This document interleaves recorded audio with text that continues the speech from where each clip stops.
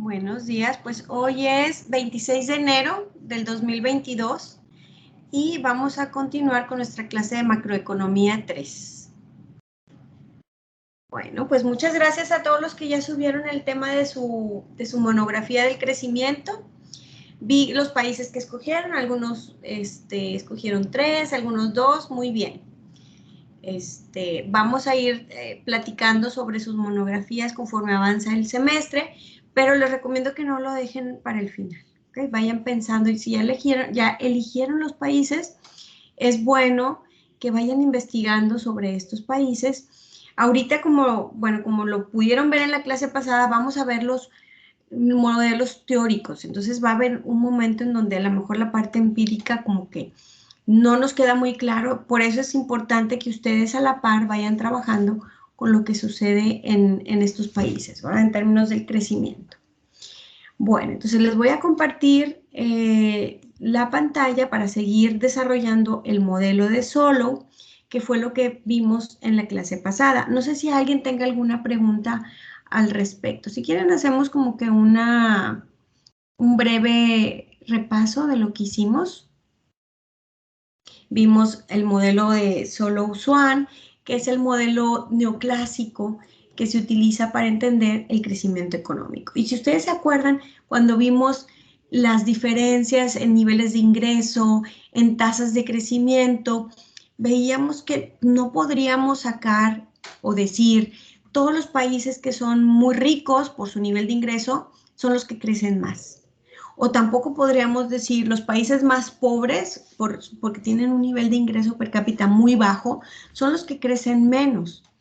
Tampoco podemos decir eso, porque vimos que hay diferencias sustanciales tanto en ingreso como en tasas de crecimiento. Entonces, lo que queremos saber nosotros es entender cuáles son las diferencias o qué es lo que hace que estas diferencias existan entre países.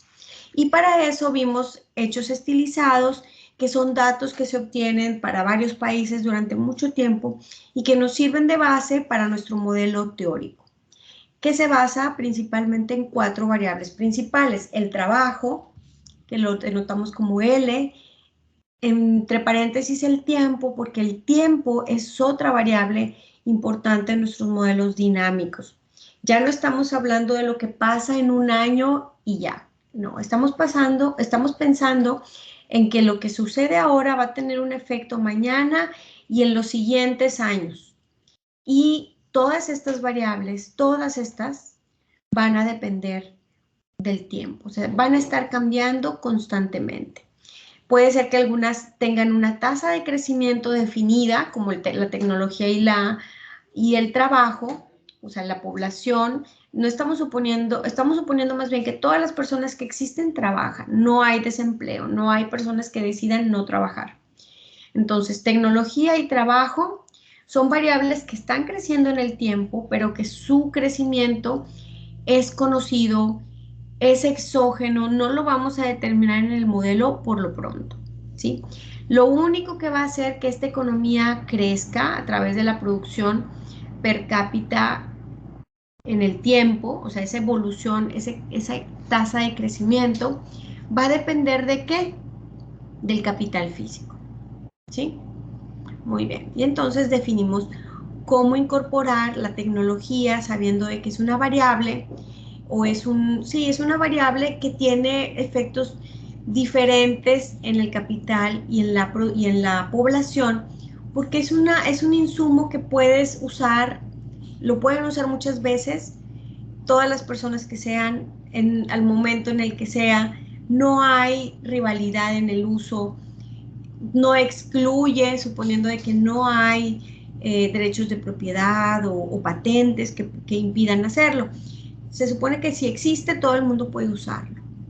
Y en ese sentido, nosotros estamos suponiendo una forma en donde la tecnología afecta la eficiencia del factor trabajo. Y decimos que es neutral en el sentido de Harold. Y bueno, ya definimos cómo va a ser la razón de capital producción, que se ha observado que a lo largo del tiempo, para muchos países, esta razón es casi constante, ¿sí? Y después dijimos que vamos a suponer rendimientos constantes a escala. Lo comprobamos y llegamos a una función intensiva de esta forma. Ahora, les pregunto, ¿qué tan relevante es suponer rendimientos constantes a escala? ¿Por qué creen que es importante hablar de los rendimientos o de suponer que existen rendimientos constantes a escala? ¿Por qué no crecientes? ¿Por qué no decrecientes? ¿Alguien que quiera participar? O si no, déjenme ver quién. Diego Alonso de la Garza se encuentra. Sí, estoy aquí. Muy bien, gracias, Diego. ¿Por qué crees que es importante suponer rendimientos constantes a escala?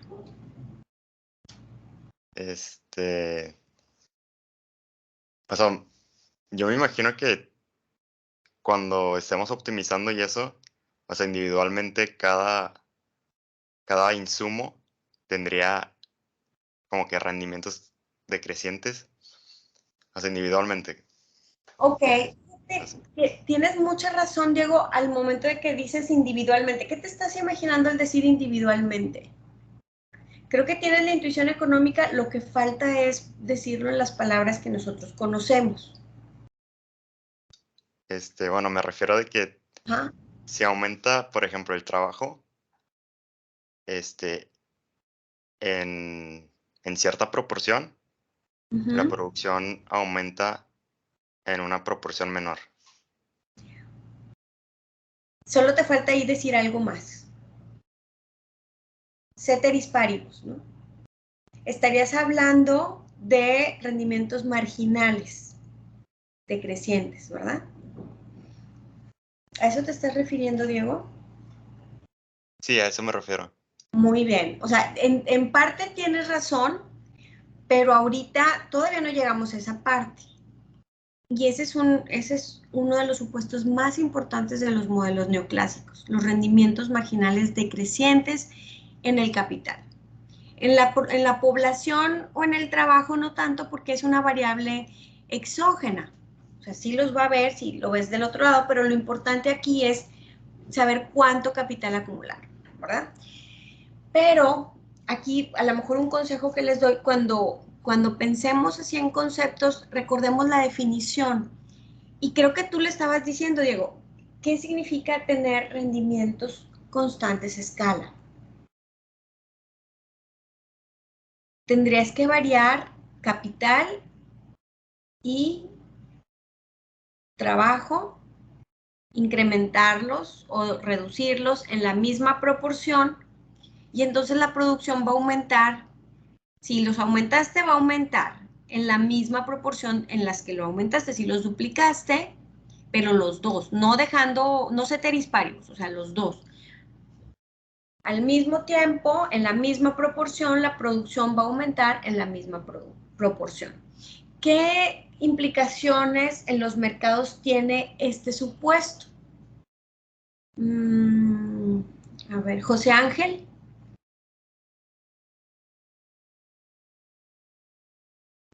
¿Sí me escuchó? Sí. Bueno, en lo que había leído del libro, dice pues que tener los rendimientos constantes a escala permite tener una producción en forma intensiva. Por ejemplo, menciona que como solo tenemos trabajo, capital y tecnología, los recursos como la tierra o recursos naturales no son tan relevantes al momento de hacerlos a escala, de producir. ¿Qué pasaría si consideramos la Tierra? Pues la Tierra es finita, o sea, llega un momento donde ya se va a acabar, entonces va a llegar un punto donde va a ir decreciendo cada vez más la producción. Muy Ya bien, que, o sea, es como que sí y no, ¿verdad? O sea, va a llegar un momento en el que sí puede seguir incrementando la tierra en la misma proporción que los otros insumos y entonces se pudieran mantener, pero llegará un momento en donde ya no puedes incrementar en la misma proporción la tierra y los otros insumos y entonces vas a tener rendimientos decrecientes a escala, ¿verdad? Sí, José Ángel, eso es lo que querías decir. Sí. Muy bien. Entonces, por eso excluimos recursos naturales o excluimos la tierra de estos insumos relevantes para la producción como una forma de evitar caer en estos rendimientos decrecientes a escala, ¿sí? Lo que quieres es duplicar o triplicar los insumos y entonces la producción va a incrementarse en esa misma proporción. Pero en términos de mercados competitivos, ¿qué sucede? O sea, un supuesto necesario es rendimientos constantes a escala. ¿Qué pasa con las ganancias en un mercado competitivo? ¿Son más? ¿Son menos? ¿Son todas iguales? Ok, son todas iguales y son cero, ¿verdad? O sea, ya no hay más, ya no hay ganancias positivas. Los mercados ya se vaciaron, ¿verdad? Entonces también vamos a suponer eso, que hay mercados competitivos, que las personas todos saben, o sea, hay certidumbre, hay información completa.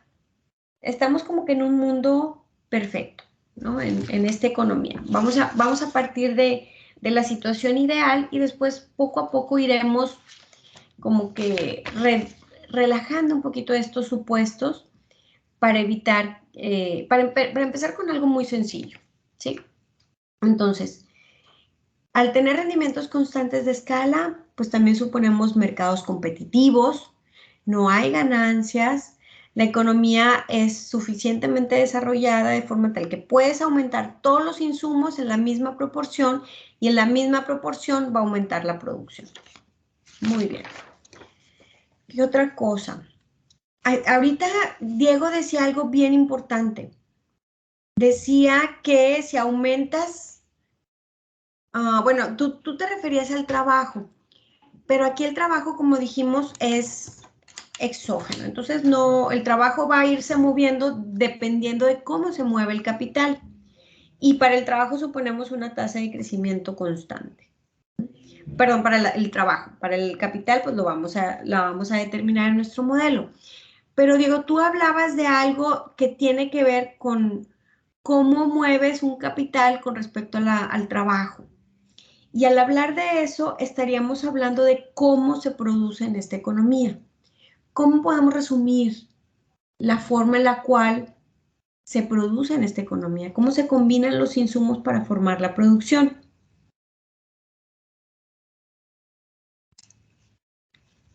¿Alguien sabe?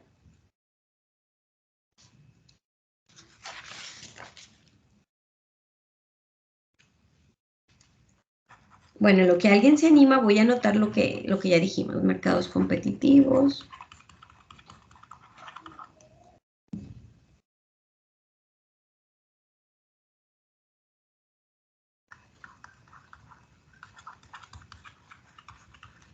Competencia perfecta. Información perfecta, o sea, no hay externalidades.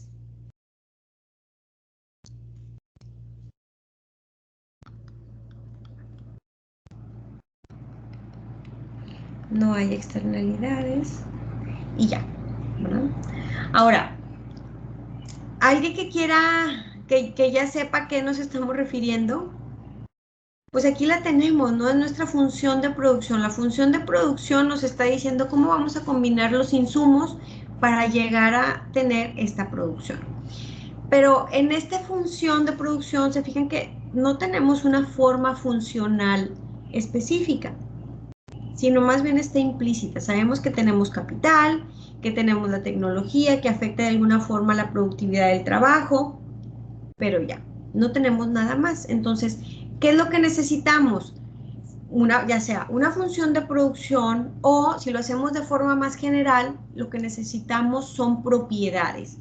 Propiedades que tengan esta función de producción para llegar a un equilibrio. ¿Por qué es importante llegar a un equilibrio? Si no existiera equilibrio, ¿qué pasaría? No estaríamos haciendo nada, ¿no? Necesitamos llegar a un equilibrio para saber ¿cuál sería la situación en la cual las personas estarían de la mejor forma posible? O sea, no habría otra forma en la cual ellos actuarían. Y si lo hubiera, lo harían para poder llegar a esa situación en donde están mejor. Todos están mejor. Si mueves a alguien, alguien va a empeorar su situación. ¿Sí? Entonces, en términos de equilibrio dinámico, ¿qué habíamos dicho? ¿Se acuerdan? ¿Se acuerdan que dijimos de un equilibrio dinámico? ¿Significa que te quedas en un punto y ya?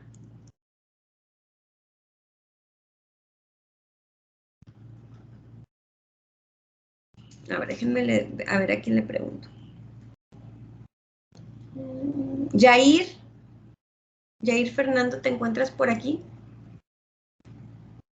Sí, aquí estoy. Ah, muy bien. Yair, ¿cómo ves? Pues yo entiendo por equilibrio dinámico un equilibrio que que está variando. Ok. Ok, algo que está cambiando, ¿verdad? Pero entonces, ¿por qué ese equilibrio sí está cambiando? Pues me imagino que porque esos cambios, aunque cambien, pues siguen, no sé cómo decirlo, o sea, siguen estando en equilibrio, siguen manteniendo un equilibrio, cierto equilibrio entre las variables. Okay. Algo debe de mantenerse constante, ¿no? Pero todo cambia. ¿Cómo podemos reconciliar estas dos cosas? O sea, algo debe de estar constante, pero todo está cambiando. Que todo cambie en la misma forma. Esa puede ser una forma en la cual lleguemos a un equilibrio en el estado estacionario. La respuesta es que el equilibrio dinámico no significa que la economía no crezca. La economía va a crecer. Es más, hasta podemos llegar a un equilibrio dinámico en donde la tasa de crecimiento sea constante y siempre esa economía va a estar creciendo a una tasa constante y al mismo tiempo va a tener un nivel en el cual se va a estacionar. Pero, ¿cómo llegamos a ese nivel? ¿Cómo llegamos a definir ese nivel en el cual la economía se va a quedar? ¿Sí? Entonces necesitamos establecer ese nivel en el estado estacionario, que va a ser un nivel relativo. Todo lo demás, si lo vemos sin convertir a términos relativos, todo va a cambiar. ¿Okay?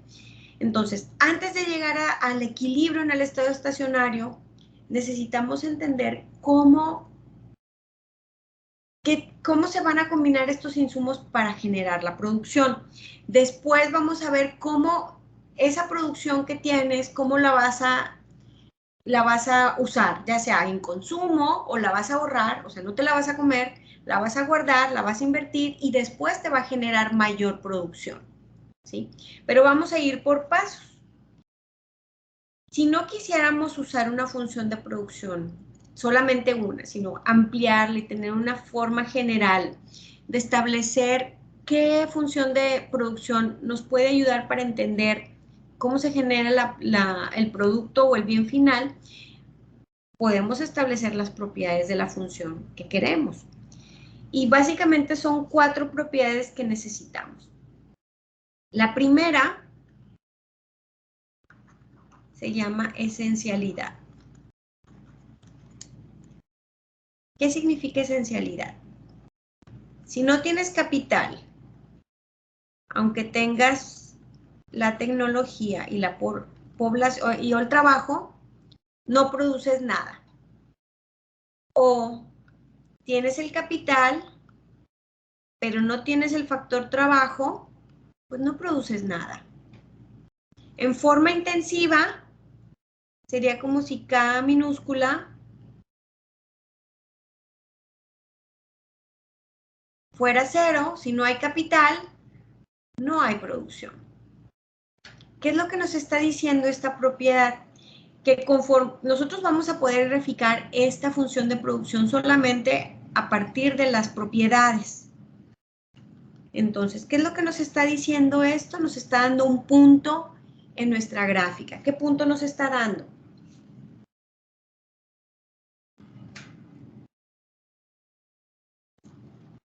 Alguien que... Les voy a hacer preguntas para no sentirme que estoy aquí, ¿Serían O sea, los interceptos? ok, pero ¿cuál? Si graficáramos el capital y la producción. O sea, si tuviéramos... Bueno, ahí sería el inicio de la gráfica, Ajá, que es sería el el 0, origen. 0. Exactamente, muy bien. Eso nos da el origen. Fíjense que solo para decir que este punto del cual estamos hablando tuvimos que decir todo esto. Pero es importante porque sí impacta decir, si es un intercepto que no es 0, pues puede empezar por acá. Pero eso tiene implicaciones con respecto a la función de producción que nosotros estamos definiendo o caracterizando, que nos puede servir para entender cómo un país combina todos los insumos que tiene para producir, ¿sí? La segunda propiedad es que el producto marginal del capital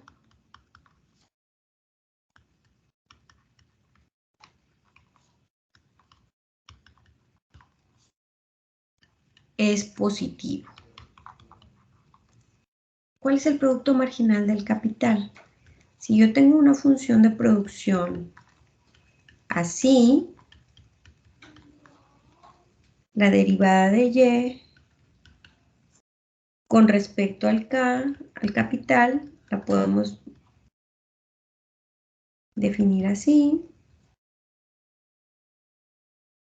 ¿Esto qué es? Déjenme borrar este igual. ¿Qué queremos decir? Que todo esto es positivo. ¿Sí? ¿Qué significa en términos intuitivos? Aumentas el capital, pero fíjense que aquí Diego ya nos lo había dicho. Bueno, nos dijo parcialmente, ¿no?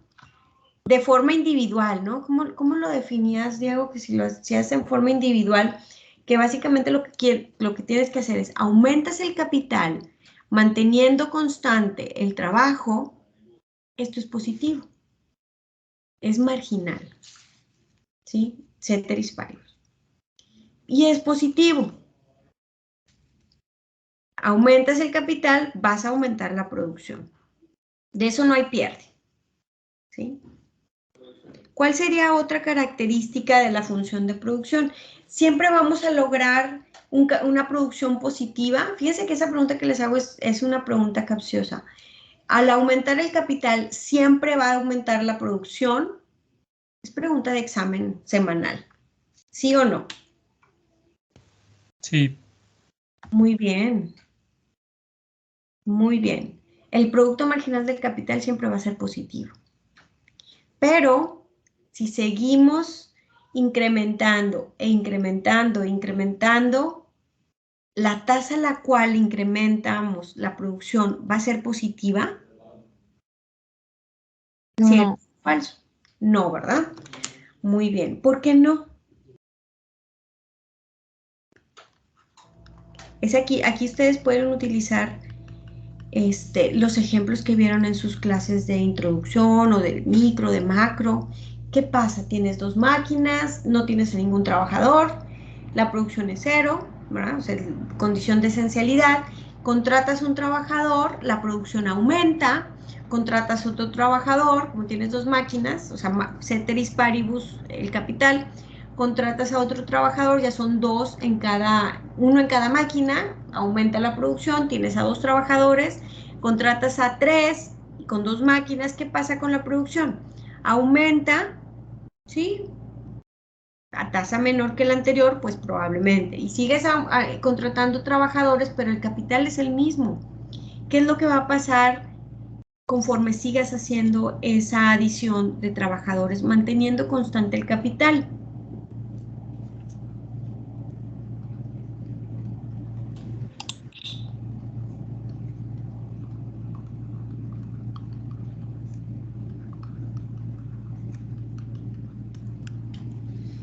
¿Ok? Nada más que yo, en ese ejemplo que les di, cuando mantienes constante el capital y lo que estás cambiando el trabajo, ¿a qué productividad me estoy refiriendo? ¿A la del capital o a la del trabajo? A la del trabajo. Muy bien, exacto. El ejemplo era para la productividad marginal del trabajo, porque a veces esa es más sencillo de entender que tienes el capital físico, pero acá la que nosotros estamos analizando, porque el capital es la variable endógena, el trabajo no lo es. El trabajo se determina después de seleccionar cuánto es el capital que necesitas, ¿ok? Entonces, ¿cómo sería en el caso de los rendimientos marginales decrecientes en el capital? Mantienes constante el número de trabajadores, son 10, ¿verdad? Y entonces empiezas a aumentar el capital, compras una máquina, aumenta, compras otra y va aumentando. Y después puedes seguir comprando máquinas, son 10 trabajadores y compras 30 máquinas, pues ya. El rendimiento marginal adicional de esa máquina puede ser, es negativo, ¿no? Es menor todavía que el anterior, el rendimiento. O el incremento adicional en la producción es menor. Entonces, la segunda derivada de nuestra función de producción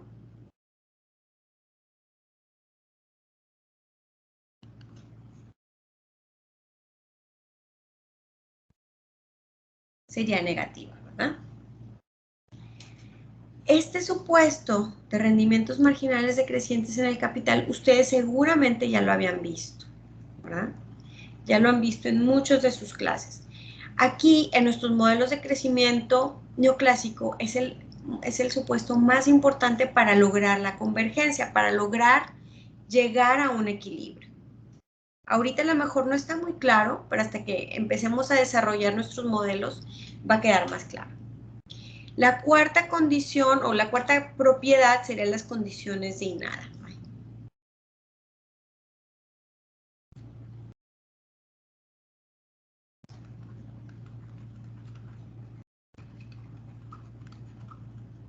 ¿Okay?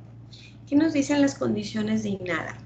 Que no solamente es que esta producto marginal del capital, el rendimiento marginal del capital es negativo, sino que también depende de en dónde te encuentres en el plano. La primera, el límite. ¿Qué pasa cuando el capital es muy bajo?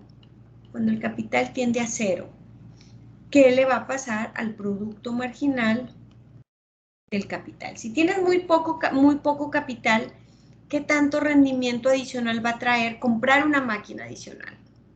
Por ejemplo, tienes 20 trabajadores y no tienes una máquina, compras una, ¿qué tanto va a traer esta producción? Bueno, muchísimo, muchísimo va a incrementar. Entonces, esto tiende a infinito.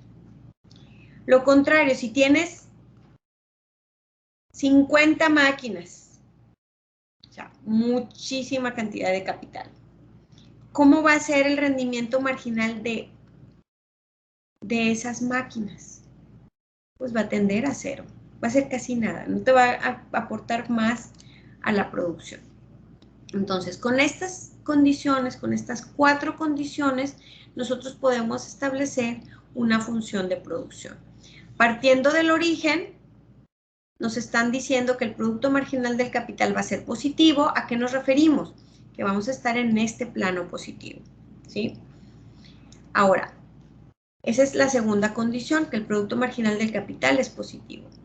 Los rendimientos marginales decrecientes en el capital, ¿cómo lo vamos a ver en nuestra función de producción? ¿Cómo le hacemos para graficarla? Una cuestión es graficar los rendimientos marginales decrecientes y otra es con la función. Voy a ponerlas acá abajito para que la veamos. Lo que quiero decir es esto. Tenemos el capital, tenemos nuestra función de producción en forma intensiva, tenemos por acá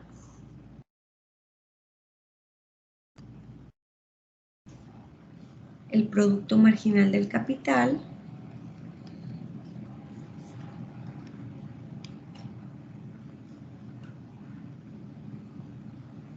¿ok? Entonces, una cosa es esto, los rendimientos marginales decrecientes en el capital, en donde nos dice que vamos a tener, pues, que estos van a ser negativos. ¿Qué significa? Mientras aumentes el capital, el producto adicional que tengas va a ser cada vez menor y menor. O sea, nos está diciendo que tenemos una relación así más o menos, ¿no? Negativa. ¿Sí? Ahora, partimos del origen. Si no tienes capital, no tienes producción, no generas nada. Sabemos que va a ser positivo, el producto marginal del capital va a estar en el plano positivo, pero cada vez que tú incrementes uno más, la producción va a ir reduciéndose poco a poco, ahora eso es lo que nos dice. Pero las condiciones de INADA nos dicen algo más, que cuando el capital es muy pequeño, el producto marginal del capital es infinito. Aquí lo vemos, ¿no? Aquí el capital es muy bajo, o sea, si seguimos tendiendo al cero, esta pendiente o este valor del producto marginal del capital va a ser infinito. Es casi una línea vertical o tiende al eje vertical, pero no llega a tocarlo. Por otra parte, si el capital es mucho, si hacemos esto al infinito, lo tendemos al infinito, ¿qué le pasa a este valor del producto marginal del capital? Pues va a ser cero, el cambio va a ser cero, va a ser como una línea horizontal que no va a cambiar. ¿Sí? ¿Hasta aquí vamos bien? ¿Sí? ¿Alguien? Sí, todo bien. Ay, qué bueno. Muy bien. Sí, alguien respóndame, por favor, porque luego pienso que a lo mejor me desconectó mi internet o se fueron o no sé. Bueno, entonces, ¿qué es lo que va a pasar cuando tengamos muy poco nivel de capital? Bueno, pues la función de producción o la producción va a ir aumentando. Al principio tasas muy altas, pero posteriormente esos incrementos van a ser menores y menores, tal que llegará un momento en donde tienes capital, bastante capital tienes y entonces la productividad marginal del capital va a ser cero. En esta función de producción, ¿dónde vemos el producto marginal del capital?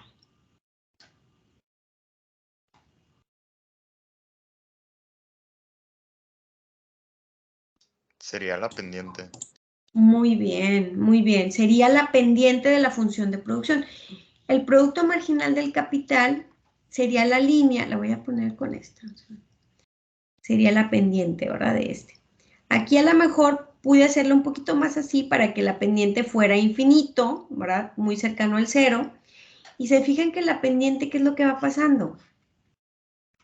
Va reduciendo el valor de su pendiente. Aquí es muy alta, se va haciendo cada vez más horizontal hasta tender a cero. Y es negativa porque el valor de la pendiente va reduciéndose, ¿sí? Entonces, como ven, solamente con estas 4 condiciones podemos lograr tener una función de producción que cumpla con las características que necesitamos para llegar a la convergencia. No hemos establecido una función de producción como tal, pero seguramente ustedes ya saben cuál es la función que cumple con todo esto, que es la función de Cobb-Douglas. ¿Okay? Pero aquí no queremos todavía sustituir lo que es la función de producción de Cobb-Douglas. Podemos dejarlo en forma general y solo revisar que esa función de producción que elijamos cumpla con todas estas condiciones. ¿Ok? ¿Hasta aquí vamos bien?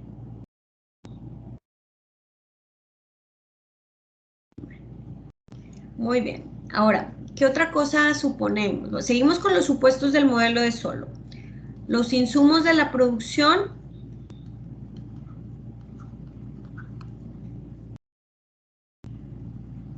cambian en el tiempo.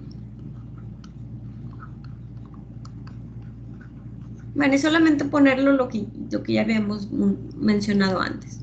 Ahora, las variables las vamos a analizar en tiempo continuo. Suponemos tiempo continuo. Para utilizar todo en términos de ecuaciones diferenciales. Hay algo importante que debemos de suponer, que son los niveles iniciales están dados. ¿Qué significa? Que ya sabes si es una economía que inicia con bajo capital, con alto capital, con medio capital. O sea, eso tú ya lo sabes. ¿Okay? Cuando hablábamos del equilibrio en el estado estacionario, mencionábamos, bueno, es un equilibrio dinámico, algo tiene que detenerse, pero todas las variables se están moviendo. Entonces, ¿qué es lo que vamos a mantener que a lo mejor no es relevante para la determinación del capital, pero que tiene que estar cambiando en el tiempo? Y entonces dijimos que el trabajo y la tecnología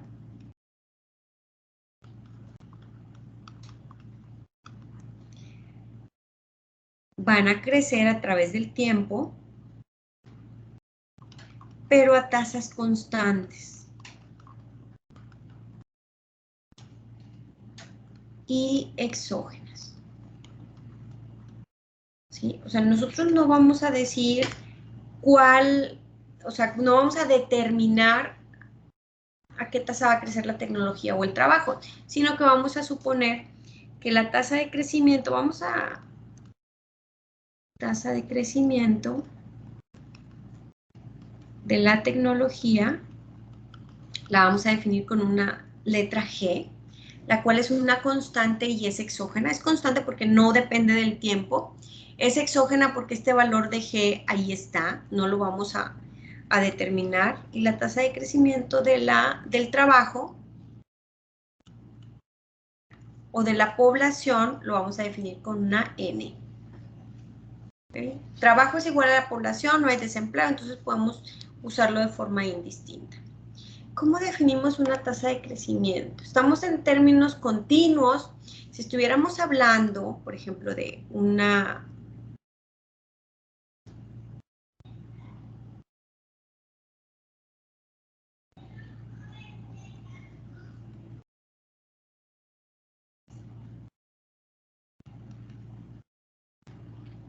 Aquí solamente estaríamos calculando un cambio, ¿verdad? Un cambio de mañana menos lo que fue hoy, entre lo que soy. Esta es una tasa de crecimiento, pero en tiempo discreto, ¿verdad?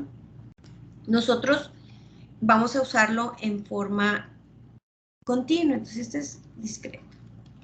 O también cuando estamos hablando, ahí les adelanto un poquito, cuando estemos hablando en tiempo discreto, nosotros utilizamos el subíndice en lugar de ponerlo entre paréntesis, pero bueno, es solamente es parte de la notación, sería ponerlo así, ¿verdad? Ese es un cambio proporcional. Pero en términos continuos, ¿cómo lo definimos? ¿Se acuerdan ustedes de el cambio de las variables en el tiempo? ¿Cómo cambia la población con respecto al tiempo? Y esto es algo que seguramente vieron ya en sus clases de optimización dinámica, en donde ven, esta variable L va cambiando en el tiempo, ¿sí?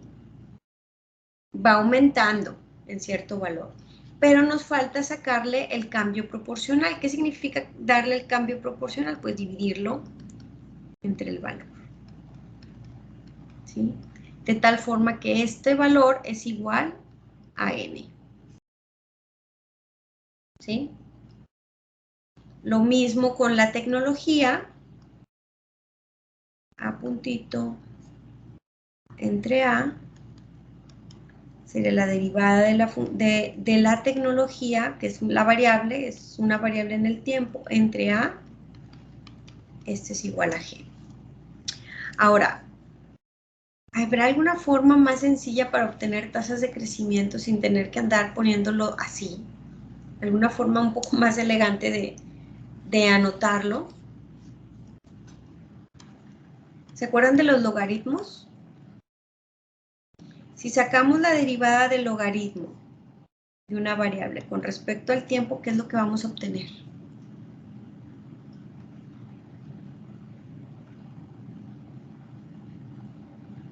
La derivada de esta con respecto al tiempo por 1 entre lo que tengamos aquí adentro del logaritmo. L de t, no, la derivada de L con respecto al tiempo es L puntito entre L. Y esto es igual a N. ¿Ok? Entonces, otra forma en la cual nosotros vamos a obtener las tasas de crecimiento es aplicando logaritmos. ¿Sí? Hasta aquí vamos bien, no se me han revuelto con esto de los logaritmos. Aplicamos logaritmo también a la tasa de tecnología.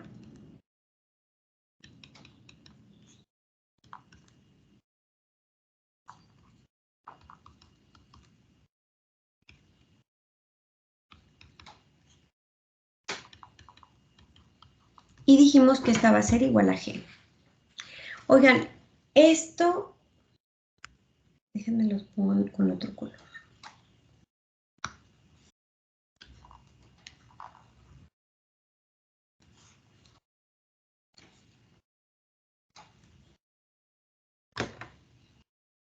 ¿Qué notamos en esas ecuaciones? Son ecuaciones cualquiera, son ecuaciones estáticas, son ecuaciones que si las resolvemos llegamos a un valor. ¿Qué nos están diciendo estas dos ecuaciones? ¿O qué tipo de ecuaciones tenemos? Habían varios que les encantaban las matemáticas. Probablemente nos lo puedan decir así en una forma bien intuitiva.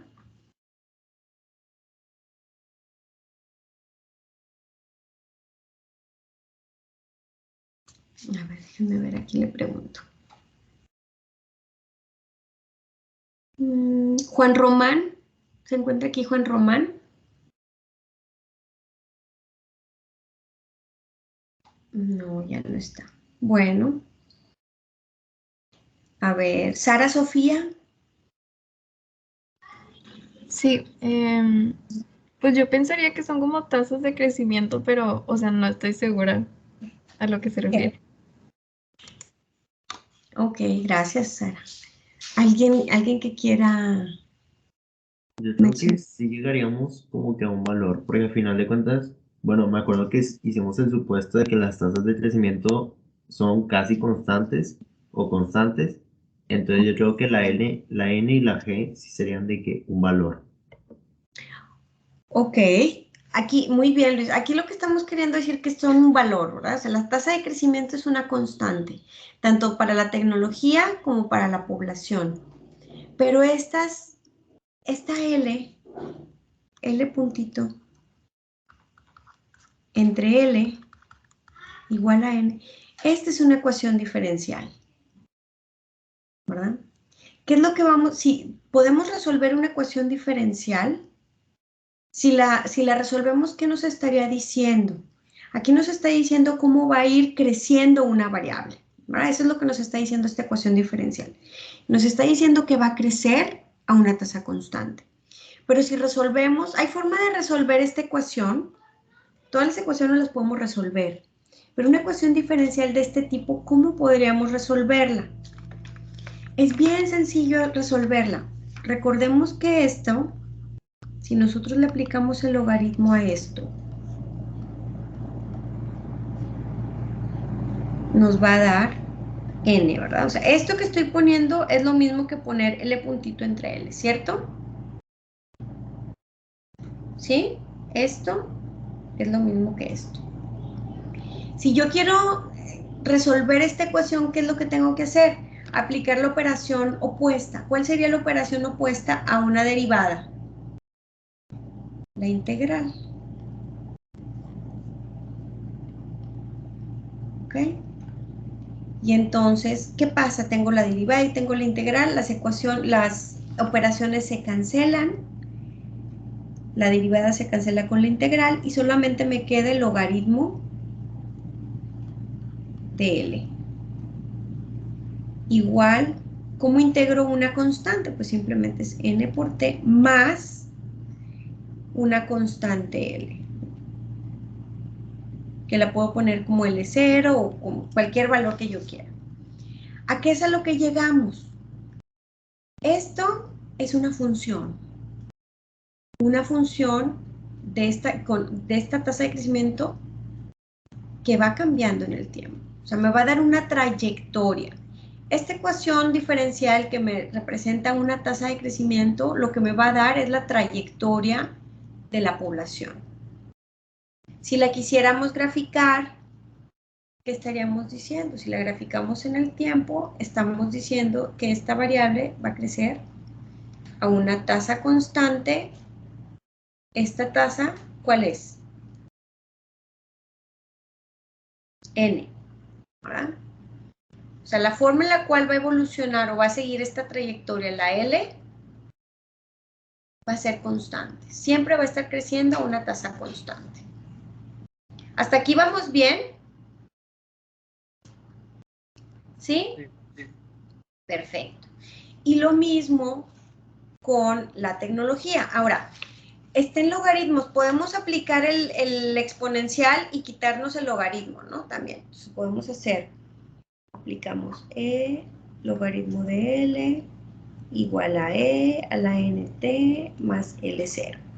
Y entonces llegamos que esto y esto se cancela y entonces ya tenemos L base L sería E a la N por T, E a la L0, que podríamos definir E a la L0 igual a L de 0. ¿Okay? Y entonces L, que es nuestra variable que nos define el trabajo, su trayectoria va a ser esta. ¿Okay? ¿Hasta aquí vamos bien? ¿Qué es lo que quiero que entendamos con esto? La diferencia entre lo que es una constante, una tasa de crecimiento y una trayectoria. ¿Ok? Una variable. Algo que está cambiando en el tiempo debe de tener una tasa de crecimiento.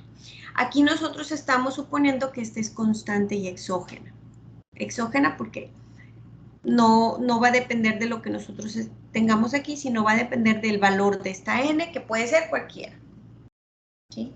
Entonces aquí ya tenemos tres, una constante, una tasa de crecimiento y una evolución en el tiempo, una trayectoria. ¿Sí? Entonces, de una ecuación diferencial obtenemos una ecuación, una evolución. ¿Ok? ¿Hasta aquí vamos bien? Se va a ir complicando un poquito más. Por eso es importante que si alguien tiene alguna pregunta, adelante. Bueno, ahora lo que sigue es ver, ya generamos o ya establecimos una función de producción que nos va a permitir combinar insumos para llegar a la producción.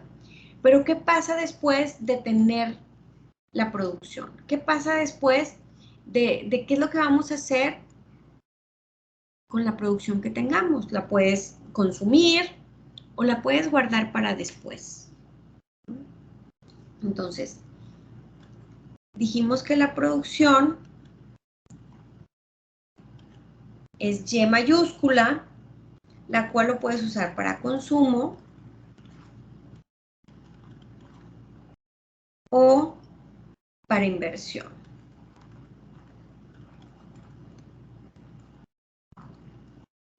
¿Cómo vas a invertir? Ahorro tiene que ser igual a inversión. Y uno de los supuestos básicos de aquí es que las personas ahorran una misma proporción de la producción en cada periodo. ¿Sí? Entonces, el ahorro es igual a la inversión. El ahorro lo vamos a definir con una S mayúscula igual a la inversión y entonces en cada periodo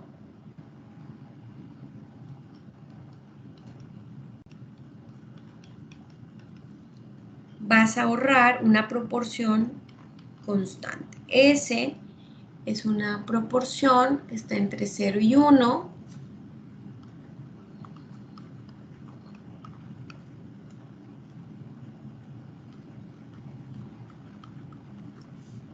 El ahorro total pues ya va a ser qué tanto dejaste de consumir. Digamos, ese puede ser 20% de la producción. No te la vas a comer, la vas a guardar. ¿Sí? Y también suponemos que esta tasa de ahorro es exógena y constante. Muy similar a lo que hicimos con las tasas de crecimiento de la tecnología y la población o el trabajo. Pero esta tasa de ahorro es muy importante para determinar la inversión, ¿sí? Y si sabemos cómo vamos a invertir, ¿qué es lo que podemos determinar? La acumulación de capital. ¿Ok? Acumulación de capital. Ahora, cuando estamos hablando de estas variables, se fijan que ninguna está, o sea, todas, a pesar de que están cambiando en el tiempo, estamos hablando del stock que hay en producción, lo que tenemos ahora de producción. Lo puedes consumir o lo puedes invertir. Pero al estar hablando de acumulación de capital, me estoy refiriendo a este capital solamente, al stock de capital que tienes ahora. No, me estoy refiriendo a que este capital está cambiando en el tiempo. ¿Ok? Lo estoy acumulando. ¿Cómo lo voy a acumular? Con la inversión. ¿Y a qué es igual a la inversión? A que voy a ahorrar una proporción constante de cada producto que tengo. Voy a ahorrar una parte, ¿sí? Si además supongo que el capital que utilizas, depreciación, es positiva, o sea, se desgasta por el uso, entonces el capital que voy a acumular tengo que descontarle la proporción del capital que me queda, ¿verdad? Una proporción se desgasta, entonces eso ya no lo puedo contar para el capital del siguiente periodo. ¿Ok? Y finalmente, un supuesto que tiene que ver con los parámetros. Los parámetros o las constantes que tenemos en nuestros modelos. ¿Cuáles son? Aquí suponemos que n más g más delta son positivas. ¿Ok? No decimos nada con respecto a la tasa de ahorro. La tasa de ahorro es simplemente una proporción. Pero estas tres puede tener cualquier valor. G puede ser un 1%, delta puede ser 3%, la tasa de población o de trabajo puede ser 2%. O sea, puede ser cualquier valor, siempre y cuando la suma de todas ellas sea positiva. ¿Okay? Con este supuesto cerramos nuestro modelo de Solomon. Doctora, una pregunta. ¿Sí? O sea, N y G pueden tomar valores negativos. Es difícil pensar que la tecnología pueda ser negativa, ¿verdad? O sea, que lo que sabes te vaya a generar un retroceso tecnológico está difícil, ¿verdad? Pero puede ser cero, ¿verdad? Y una tasa de crecimiento poblacional negativa también es difícil de entender en la realidad, pero pudiera ser cero, ¿verdad? Entonces, no quieres que las tres sean cero, puede ser que también la depreciación sea cero, entonces no quisieras que la suma de estas tres fuera cero, ¿verdad? N puede ser cero, G puede ser cero, pero en ese caso delta tendría que ser positiva, ¿verdad? Porque esta suma no puede ser cero, menos negativo, ¿verdad? Negativo es un poco difícil de justificarlo empíricamente o históricamente, ¿sí? Ok, No, gracias. ¿sí? ¿Con eso Sí. quedó claro? Sí. Bueno, muy bien. ¿Alguien más? ¿Alguna pregunta para seguirle? Porque ahora sí sigue mover todo, mover todas las variables.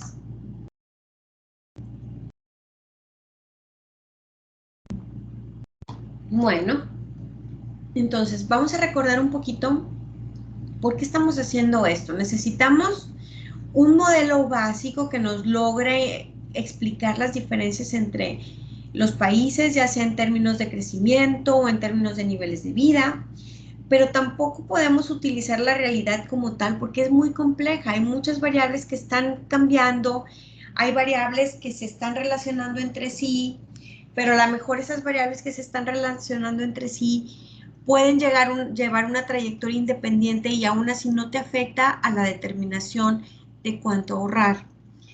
Y en este primer modelo, nosotros eso es lo que vamos a suponer, que hay variables que pudieran ser irrelevantes para entender esta acumulación del capital. En este caso, la población y la tecnología. Sin embargo, sí las estamos incorporando, o sea, no es que las estemos excluyendo, simplemente no las vamos a determinar al principio. Pero son importantes porque nos dicen cómo sería el comportamiento del capital.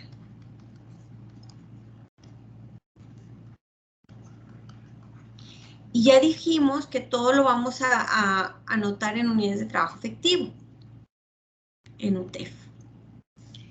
Entonces, nosotros dijimos que el capital en UTEF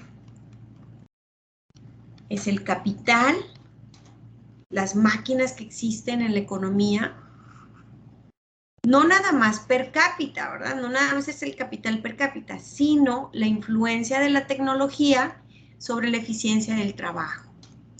Y entonces, lo que nosotros queremos analizar ya no es el capital solito y así desagregado sin convertir en algo, no. Queremos ver cómo es la evolución de esta variable en términos relativos o en forma intensiva. ¿Qué hacemos? Tenemos esta variable que cambia en el tiempo, pero sus componentes, que son el capital, la tecnología y la población o el trabajo, también están cambiando en el tiempo. Si queremos saber cómo crece esto, ¿qué tendremos que hacer? Sacar las tasas de crecimiento de cada variable que lo integra. ¿Cómo le hacemos? Aplicamos logaritmo.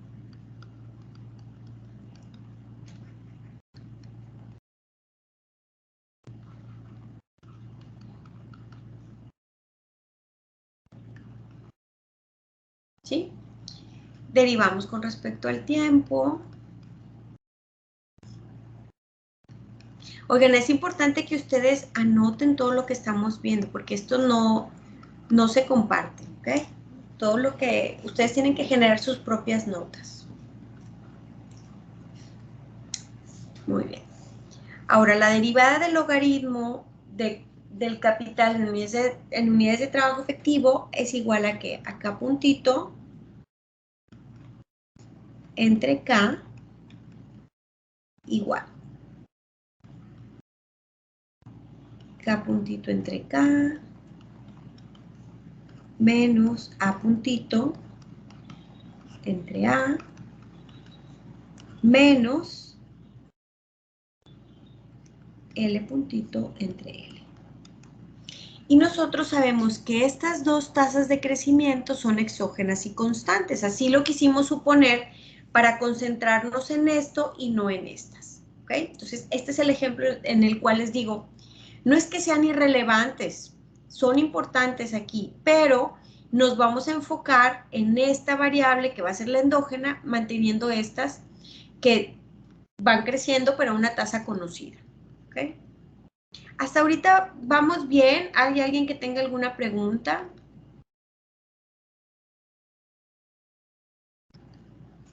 ¿Va muy claro?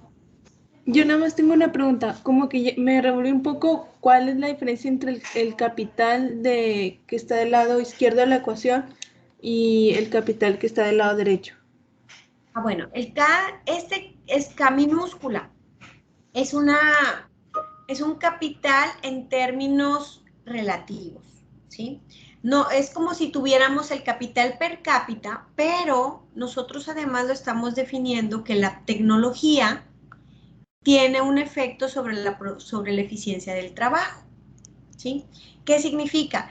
Que estamos considerando no solo el capital por persona, sino que tanto la tecnología ha influido a que ese capital fuera productivo, ¿ok? En términos del trabajo. Esta era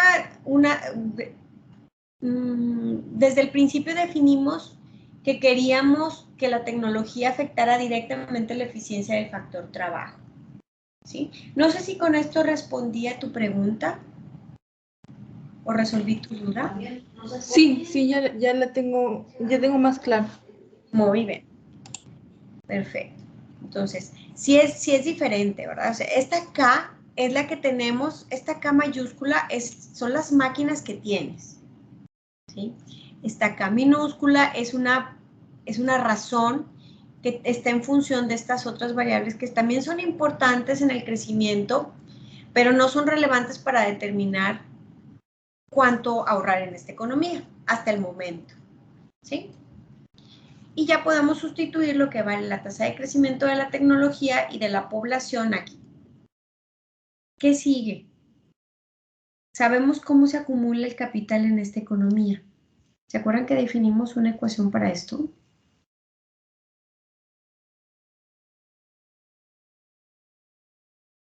Aquí está. ¿Cómo vas a acumular capital en esta economía? Vas a ahorrar una proporción constante de tu producción y tienes que considerar que ese capital se va a depreciar. ¿Ok? Entonces vamos a anotarlo aquí. K puntito minúscula entre K minúscula es la tasa de crecimiento ¿de quién? Del capital en unidades de trabajo efectivo. Es que me salió muy... Ahí está.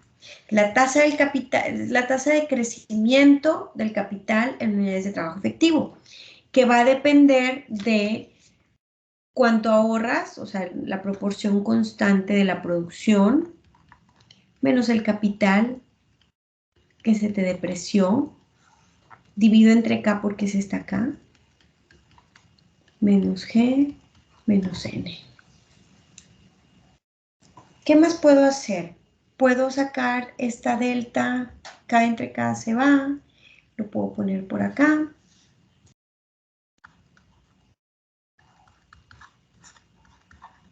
Y aquí ya vamos a ver uno de los supuestos que habíamos establecido nosotros.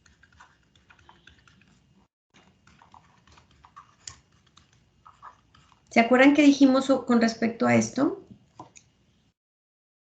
Lo acabamos de ver. A ver, déjenme ver a quién le pregunto. Nomás les hago preguntas para yo tampoco quedarme así de que si me van siguiendo. A ver, Marisa. Aquí estoy. Sí. ¿Qué dijimos con respecto a esto? Que la suma de esas tasas, de las tasas de crecimiento tanto del trabajo como de la tecnología y la depreciación es positiva. Muy bien, Marisa, muchas gracias. Muchas gracias. Exactamente, entonces aquí ya vemos uno de los supuestos que ya habíamos dicho. Esto tiene que ser positivo. ¿Ok? Entonces es esto menos esto, pero esto es positivo. Muy bien. Pero todavía podemos seguir simplificando esta ecuación. Fíjense que esta K minúscula la vamos a pasar para acá porque queremos deshacernos de esta K. ¿Ok? Dado que K minúscula es K entre AL, entonces vamos a tratar de deshacernos de esa K. Nos queda S, Y. Esta es una S chiquita, ¿eh? Voy a pasar K multiplicando, pero en lugar de ponerla en K minúscula, la voy a desagregar en sus componentes. Y aquí ya podemos ver que esta K se va con esta. Menos N más G más delta por la K minúscula que pasé de acá para acá.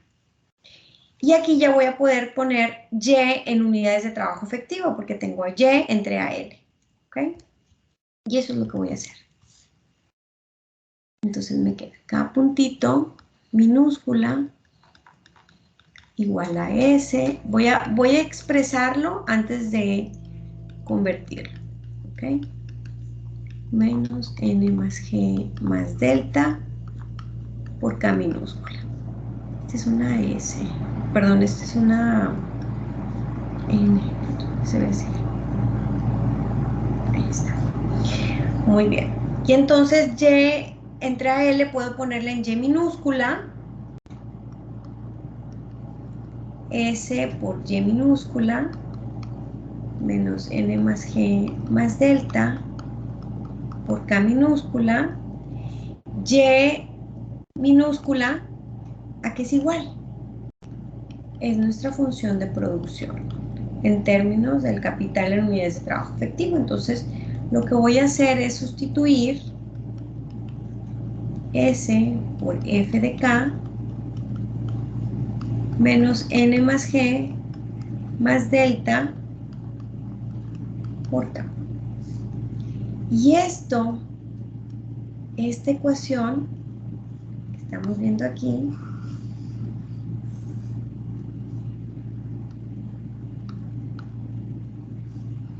es la ecuación fundamental de Solow.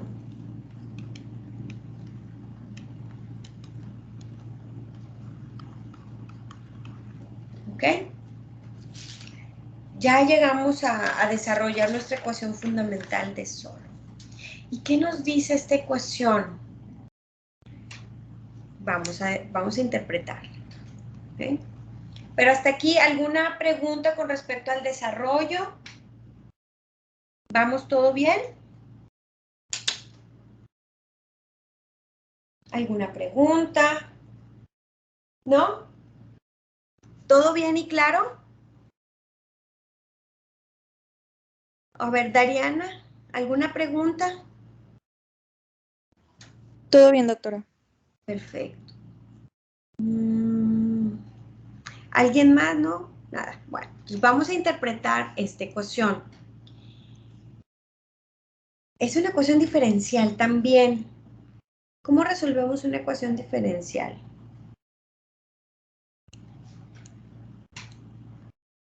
Pues integramos como en el ejemplo pasado. Ok. ¿Hay alguna otra forma más fácil? ¿Qué haríamos nosotros que a lo mejor todo nos gusta ver gráficamente? Necesitaríamos suponer dos cosas. Una, el estado estacionario. ¿Cómo vamos a definir nuestro equilibrio en el estado estacionario? Esa es una cosa. Y la otra es ver cómo graficamos esta función. ¿Sí? Si estamos en el estado estacionario, hay que definir, primero hay que definir el estado estacionario.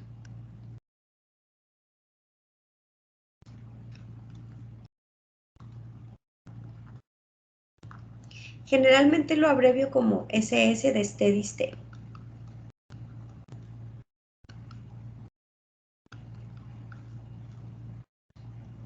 ¿Okay? El estado estacionario es el equilibrio de largo plazo en donde todas las variables van a crecer a una tasa constante. Esa es la definición de estado estacionario.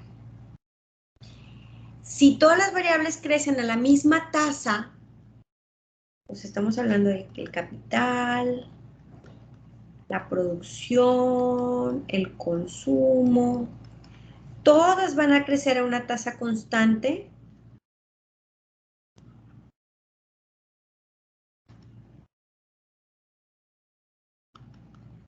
Básicamente el consumo va a ser determinado después de determinar cuánto va a ser el capital.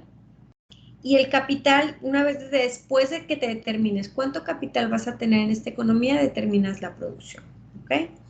Por eso nuestra variable endógena, nuestra variable que mueve todo, es el capital. Pero bueno, en el estado estacionario van a crecer a una tasa constante. Si nosotros estamos definiendo, K minúscula, que es la que tenemos en nuestra ecuación en nuestra ecuación fundamental. Si estamos diciendo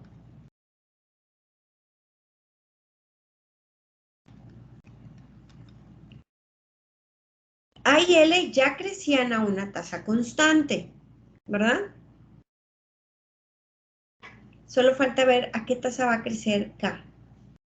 Pero pues si todas crecen a una tasa constante, ¿a qué tasa va a crecer el capital en unidades de trabajo efectivo? No va a crecer. Si esta crece a la misma tasa que estas, esto no va a cambiar, ¿verdad? Entonces, el steady state lo vamos a definir. Esta tasa de crecimiento del capital en unidades de trabajo efectivo es 0 porque K puntito es 0, ¿verdad?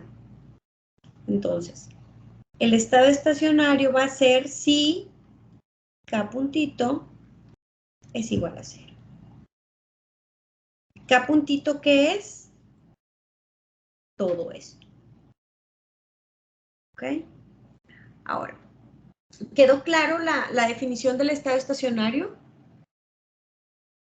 Ahora hay que ver qué tenemos adentro de esta ecuación diferencial. En nuestra ecuación de Solow tenemos esta parte que nos dice que siempre vas a ahorrar una proporción constante de tu producción, considerando que necesitas combinar tus insumos para generar la producción, ¿verdad? Menos, o sea, le vas a tener que restar la tasa de crecimiento de la población, la tasa de crecimiento de tecnología y la depreciación de tu capital para saber cómo mantienes esta razón constante. Pero hay una variable que vamos a llegar a determinar que va a ser constante. Miren, me explico mejor. Vamos a sustituir K puntito igual a 0. Sería K puntito es igual a 0, sería como decir S. Espérenme. Esto nos va a llevar a un nivel de capital en unidades de trabajo efectivo en el estado estacionario. Este es el capital en UTEF en estado estacionario. ¿Va a ser una constante? O sea, ¿no va a depender del tiempo? La respuesta es que sí, va a ser una constante. Vamos a ver por qué. Entonces, si es S, es la tasa de ahorro, sí, es la tasa de ahorro la que vas a ahorrar cada año de forma constante. Va a depender del nivel de capital en el estado estacionario menos N más G más delta por K estrellita. ¿Okay? Si tuviéramos una función de producción explícita aquí, tendríamos K, la alfa, L, la 1 menos alfa, por A, y entonces podríamos despejar y obtener el valor del capital en unidades de trabajo efectivo en el estado estacionario. ¿Sí? Solo que aquí pues no tenemos una función explícita, nos gusta dejarlo así. ¿Ok? Y así lo vamos a dejar. Pero esta ecuación lo que nos dice es que podríamos nosotros graficar esto por un lado y esto por otro.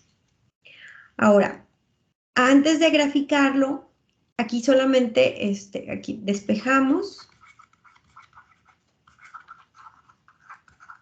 para obtener K estrellita. ¿Okay? Que no va a estar en función del tiempo, sino que va a ser una constante. ¿Okay? Pero bueno, antes de llegar al estado estacionario, tendríamos que definir qué representa cada una de las ecuaciones que tenemos. Es en tiempo, no estamos en el estado estacionario.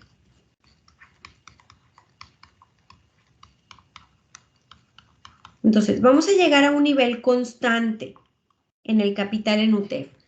Entonces, para que, saben que tengo que, bueno, si me dan chance de salir como que unos 5 o 10 minutos antes de la clase, bueno, en unos 6 minutos, tengo una defensa de tesis a las 12:30, me la pusieron a esa hora, pero bueno, no importa, ahorita vamos a llegar a interpretar esta ecuación, lo asimilamos y ya para el lunes hacemos un poco más de ejercicios y entendemos mejor nuestra ecuación fundamental de Solow.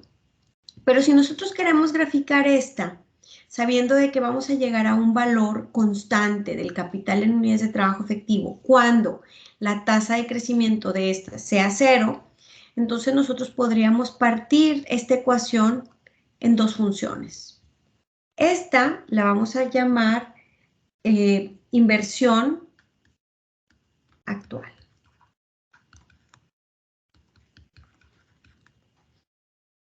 ¿Por qué es inversión actual? Cada año vas a ahorrar una proporción constante de tu producción.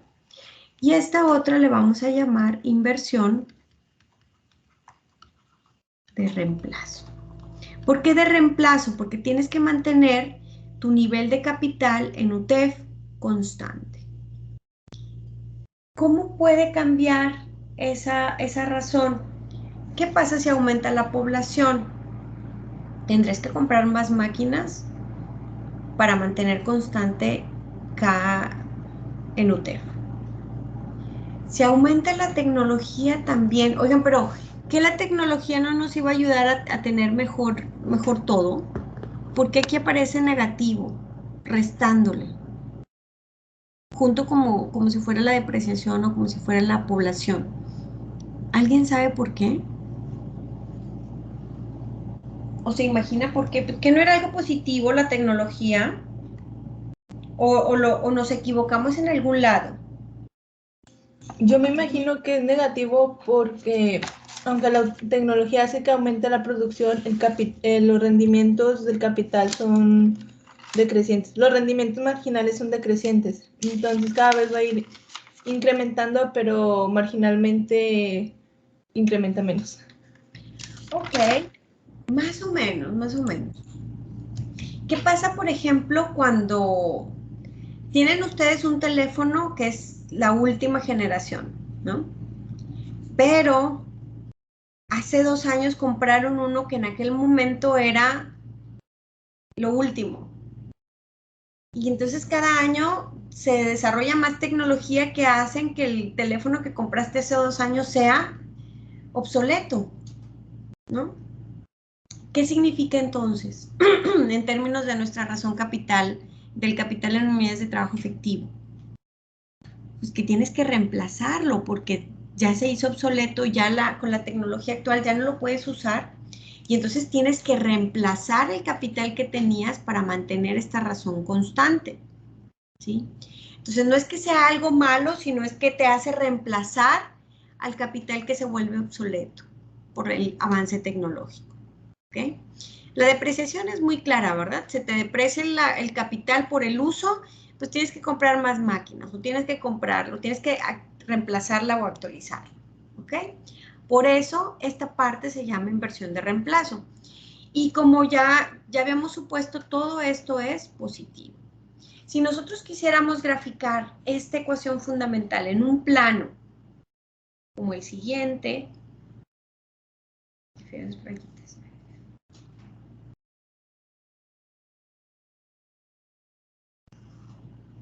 tenemos el capital, vamos a dibujar primero la función de producción, como dijimos, va a tener, va a cumplir con todas nuestras propiedades de una función de producción neoclásica. ¿Cómo graficaría la inversión actual? Tengo la función de producción ya. Voy a ahorrar una proporción constante de todo eso. ¿Estaría por dónde? ¿Saldría del origen? ¿Me voy para arriba? ¿Me voy para abajo? ¿Me voy así derecho? O sea, ¿cómo sería si yo quisiera graficar la inversión actual?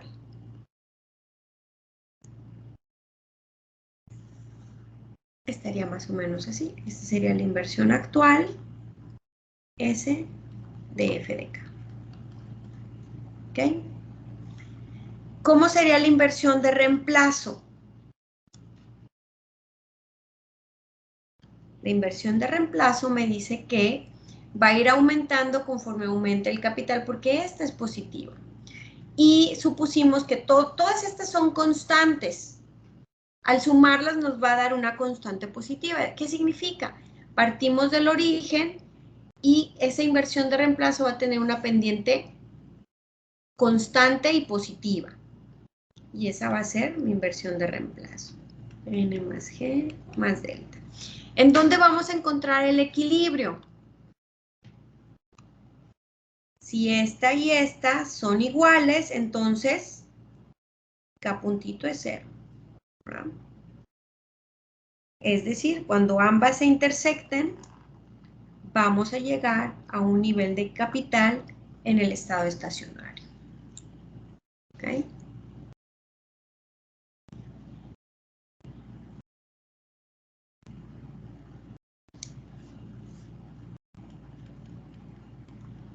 Inversión actual igual a inversión de reemplazo.